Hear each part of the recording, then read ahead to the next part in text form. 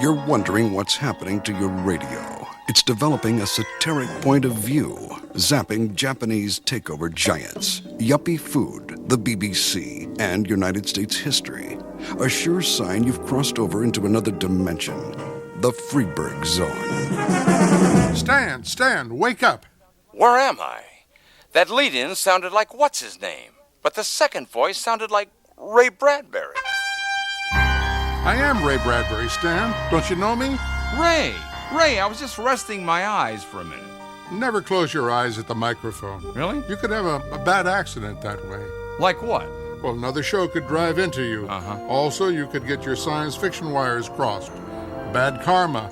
You're actually on the Ray Bradbury Theater. I am? Freberg doesn't know what to think. He's just been told he's on the Ray Bradbury Theater. Knock it off already. He is on the Ray Bradbury Theater. There must have been some leakage. Satellite leakage? No, science fiction author leakage from one zone to another. It happens. Huh.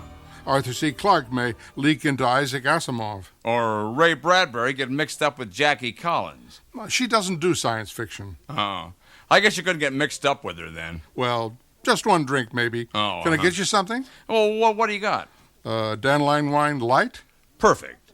What's that skull on your desk? That's a director who tried to have somebody rewrite my screenplay. Huh. He'll never try that again. No. What's that other skull? That's the writer who tried to do it. Boy, you really play hard skull. Well, don't fool with Daddy's work. As a writer, I can appreciate that. But also as a director, I can see where another point of view might... What? Are you kidding? Without realizing it, Freberg has just crossed over into the touchy zone. Ray, I'm only kidding. Who is that guy who keeps butting in? You find him familiar? No, I find him annoying. Yeah, I think he's in the wrong series. By the way, I always wanted to write science fiction. Do you think I could? Well, let's see if you know some of the basic sci-fi terminology, okay? Shoot. Okay. Time travel. That's expense accounts of Time magazine executives. Time travel. See? Similar to Newsweek travel. Suspended animation. Saturday morning cartoon show that's been canceled. Alien visitors. Busboys without green cards. Cyborg. That's like Freeborg. Oh, boy. Telekinesis. Television sets for both of your nieces. Extraterrestrials. Now, that's like in a restaurant. If you want more terrestrials, you gotta tell the waiter extraterrestrials. Stan? Yeah? Don't give up your day job. Okay. By the way, that's an interesting Ray Bradbury t-shirt you're wearing with all those 60s colors running together. What do you call that? Sci-fi tie-dye. And do you have a name for that Martian Chronicles mug you're holding with a rum drink in it? A sci-fi Mai Tai.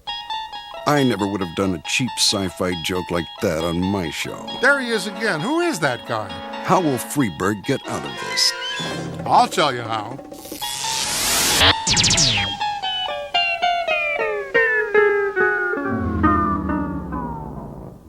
Ray, you shot the whatchamacallit theme with your ray gun. I've wanted to do that for years. Besides, it's the only way to stop the leakage. It was breaking and entering the wrong sci-fi show. I'll accept that.